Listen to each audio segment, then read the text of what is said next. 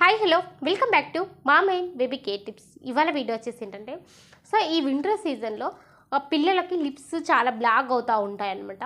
So మనము ఈ సీజన్లో మనం బేబీ యొక్క లిప్స్ని బ్లాక్ కాకుండా ఎలా ప్రొటెక్ట్ చేసుకోవాలి, సో ఏం వాడాలి, ఏం చేయాలి అనేది మనం ఈ వీడియోలో క్లియర్గా షేర్ చేసుకుందాం. వీడియోలోకి వెళ్ళిపోయే ముందుగా మన ఛానల్ని అయితే సబ్స్క్రైబ్ అయితే చేసుకోండి, పక్కనే ఉన్న బెల్ ఐకాన్ అయితే క్లిక్ చేయండి. నేను పెట్టే ప్రతి వీడియో కూడా మీకు ముందుగా నోటిఫికేషన్ రూపంలో రావడం అయితే జరుగుతుంది. ఏదైనా సందేహాలు ఉంటే కింద కామెంట్ చేయండి, తప్పకుండా నేను మీకు రిప్లై ఇస్తాను. ఇక వీళ్ళకి ఆల్రెడీ మన సిస్టర్స్ అడుగుతూ ఉన్నారు, ఈ వింటర్ సీజన్లో బేబీ లిప్స్ బ్లాక్ అవుతున్నాయక్క, సో పగులుతున్నాయక్క, ఏం చేయాలనేది.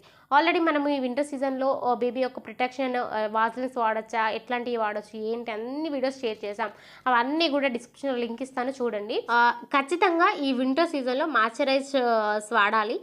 ముఖ్యంగా లిప్ బామ్స్ దొరుకుతూ ఉంటాయి. సో ఇవి వాడితే చాలా మంచిది బేబీస్కి. సో లిప్స్కి యూజ్ చేయండి.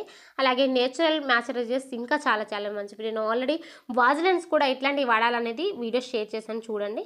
సో ఇవి ఏంటంటే మనకి చర్మం పొడిబారకుండా చూసుకుంటుంది అన్నమాట. సో ఇవి ముఖ్యంగా vitamin E, vitamin C, potassium ఇట్లాంటివి కలిగి ఉన్నాయి. తల్లిగా మీరు తీసుకోవాలి, ఎందుకంటే మీ పాల ద్వారా బేబీకి అందుతాయి కాబట్టి. సో బేబీ యొక్క చర్మం అనేది పొడిబారకుండా ఉంటుంది అన్నమాట. సో డెఫినెట్లీ తల్లి వాటర్ కంటెంట్ ఎక్కువగా తీసుకుంటూ ఉండాలి. సో తద్వారా బేబీ కూడా డీహైడ్రేషన్ కాకుండా బేబీ హైడ్రేట్గా ఉండి బాడీ అనేది పొడిబారకుండా ఉంటుంది అన్నమాట.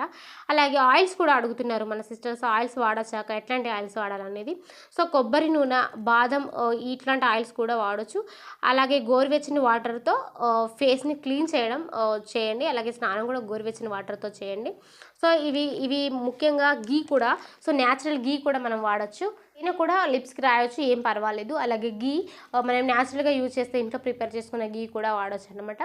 సో ఇవన్నీ వాడితే బేబీని వీటితో పాటు మనం కూడా బయటకి ఏదైనా తీసుకెళ్ళేటప్పుడు కొంచెం ప్రొటెక్ట్ చేయండి. అండ్ వీలైనంత వరకు చల్లటిదనానికి తీసుకురాకపోవడం బెటర్. అలాగనేసి డే టైం కూడా నైట్ కొంతమంది పిల్లలకి బాగా చెమట, స్వెట్ వస్తూ ఉంటుంది. సో అప్పుడు ఆ స్వెటర్స్ తీసేయండి. సో ఎందుకంటే వాళ్ళకి మనలాగా టెంపరేచర్ అనేది ఉండదు, నార్మల్గా వాళ్ళు వెచ్చగానే ఉంటారు. కాకపోతే ఈ చల్లటి వాతావరణం వాళ్ళకి చేరి ఇబ్బంది కలగకుండా, జలుబు అవ్వకుండా ఉండడానికి మన ప్రొటెక్షన్. కానీ అంతకుమించి వాళ్ళు చాలా చల్లగా ఉండరు, వాళ్ళ టెంపరేచర్ నార్మల్గానే ఉంటుంది, వేడిగానే ఉంటుంది. కాబట్టి ఈ విషయం గుర్తుపెట్టుకోండి. ఇంకా ఏమైనా సందేహాలు ఉంటే కింద కామెంట్ చేయండి, తప్పకుండా నేను మీకు రిప్లై ఇస్తాను. Thank you so much.